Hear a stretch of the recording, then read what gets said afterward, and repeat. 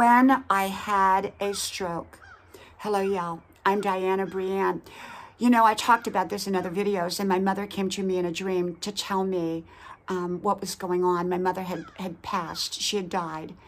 And about 2 years later, after she had died, she came to me in a dream when I got sick.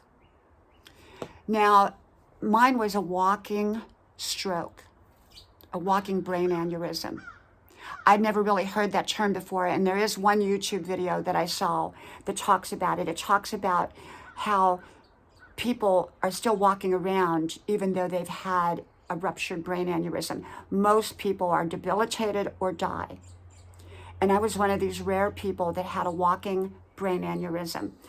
Long story short, my husband was moving up here. We live in the South. He was just moving a little further up in the South and for his work, and we were going to follow a year later because we were remodeling our house down there, and I wanted to finish up. I had two of my children were in public school, and one of them was being homeschooled, and I didn't want to disrupt the continuity at the time. My husband was getting ready to leave. He was going to live in the motorhome, which he did for a year up here, and he said he loved living in the motorhome. And so I often say my retirement home will be a motorhome or a camper. And I don't know whether that will happen, but you know, you don't really seem to need a lot when you get older. And sometimes those things, you know, simpler is better.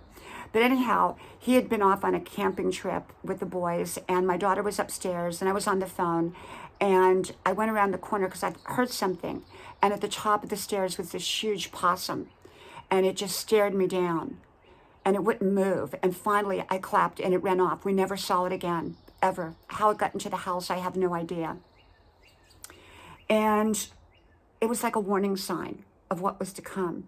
Well, about that night, I started having choking feeling in my throat.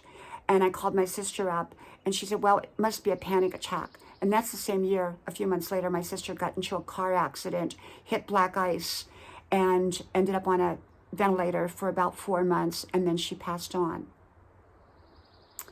And that was a really, really not good year. So anyhow, I had the choking feeling, and then it went away. And then my husband came back, and the night before, I'd had this pain in my back, like someone was pressing on the back of my back. And so I went down that morning, and I got my cup of coffee, and I said, honey, I'm going to go back upstairs. You watch the kids. I'm going back upstairs because, well, my back is bothering me. And at that moment, I felt myself go down to the ground, and I went down to the floor. And I was cold and clammy. My husband was shaking me, Diana, Diana, wake up. My kids were standing over, scared. I got up, and I remember my leg. I can't remember which leg now, but it was just nonstop quiver. It would not stop quivering. And I knew something terrible had happened. I just didn't know what. I went and laid in the mother-in-law suite that we used to keep for my mom. Now, a few months before that, I had ran into a wooden hanger that was wedged in the mother-in-law suite. I was kind of rushing through, don't rush, and I didn't see it, and it hit me directly in the eye. My eye, by a miracle, was not damaged.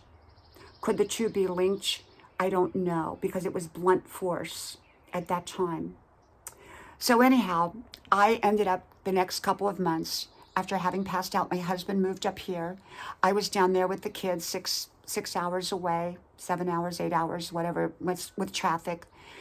And I was really scared. I tried not let them know that I was having problems. I had dizziness, lack of balance, bumping into things, numbness, tingling. I would burn my arm on the oven and not know it because I didn't sense things until I looked down and went, oh, I burnt my arm. You know, I bumped into something. I couldn't feel it at first. I had the choking sensation nonstop. I was spitting up all the time. What I came to find out later is that excessive spit, which I don't have anymore, but I just had it for that period of time, often can be a sign of neurological damage, which it was. And I would have to have a spit cup or paper towels with me everywhere. My heart would boom, boom, boom, and it wouldn't be like for 5 minutes like a panic attack. It just didn't stop. They put me through test after test and could not figure it out, but they never thought about taking a CAT scan. Finally, after 4 months, my husband, you know, he came back and forth, and it was Thanksgiving weekend, and we had already had Thanksgiving, and it was Thanksgiving night into the next day. I got up in the middle of the night. Well, about 2 weeks prior, my mom, who had passed, came to me in a dream. I was on a gurney waiting to go into surgery, but it was a cafeteria. It doesn't make sense, but that was a dream. And she was very upset and very agitated. She said, those doctors aren't getting to you fast enough. They need to get you in there. And I had part of my head shaved, as if they were prepping me for surgery. I said, Mom, why? What's wrong? She said, you have a lesion on the left side of your brain. She used those words, lesion on the left side of your brain. Well, I would never think of a lesion. So fast forward again to the Thanksgiving. I went that night. Drove myself to the ER while my husband stayed there with the kids. And I got there and I went in there and I told the doctor, my mom said, I have a lesion on the left side of the brain. I think I'm having a stroke. But I thought lesion was more cancer at the time, and I think it can be a lesion, but in this situation, it was a broken blood vessel that had already broke. They couldn't chime when it happened, but essentially all my symptoms, I'd had symptoms for 4 months. Really, I was so weak at that point. When I went to put up the Christmas tree on Thanksgiving Day, night, or whenever it was, I would have to sit down for 10 minutes after I put one bulb up, and I'd have to go sit down and put one bulb up and sit down. I'd walk my kids to the bus stop in the early morning, and I'd pray that I could get back home. It was only a half a block, but I would pray that I could get back home.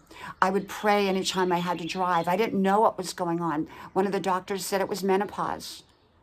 Yeah, I fired him, by the way. And he got mad that I fired him, and he called me up personally and kind of yelled at me that I fired him.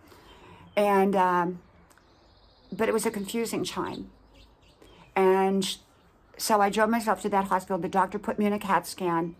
And the lady that was reading the CAT scan as I'm in that big, horrible, claustrophobic tube, kept asking me what my mom said. And I told her. And she kept asking me all the way back because she could read what was on the CAT scan.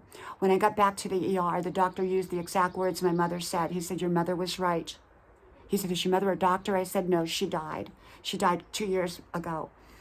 But he took me seriously. And he said, ma'am, we got to keep you. You have a lesion on the left side of your brain. And I said, is it cancer? He said, no, it's a broken blood vessel. Somehow it was a very minor broken blood vessel in comparison to what could have happened. But it was enough to cause me all these symptoms. But yet I was walking around with it, walking around with a brain aneurysm that had already ruptured. And so I had gone through that. And it took me about a year total before I was completely back to normal. And that was during that time also, shortly thereafter, that I was, in the hospital, that my sister hit the black ice and went over the hill and hit a tree. And she did die. And so it was a very rough year. And the night that she died, I came home from church and I knew instinctively that she had just died. She lived in another state. I was too sick to be there, but I was handling everything over the phone as much as I could, all of her care. She had family there with her, but I was the one that they turned to. And so she would, but I couldn't go because I couldn't barely get down the road at all because of my symptoms. And then she went through all of this. And so it was a rough year, bad year, but I got through. And I went to a stroke support group, and there were people that had been in wheelchairs and really debilitated and things that happened, people that came through it and were okay now. Many people who have aneurysms that rupture don't live through it to tell. And the ones that do often have lifelong debilitating effects. And it just came on suddenly. It came on. Did it happen from the wooden hanger? I don't know. It could have. It could have when I plowed into that wooden hanger. Or it could have just happened from something else or naturally or whatever. But that was my journey. I made it through. And it was one of the scariest times of my life. My most important thing was my kids. I did a lot of home videos. I've done 45 years of home videos, and I remember videotaping that whole journey, talking about it and everything. And I actually put it up here on YouTube. If you go back, I think it was called Brain Aneurysm, or When I Had a Brain Aneurysm, several videos. And it was very, I think I was crying in the video.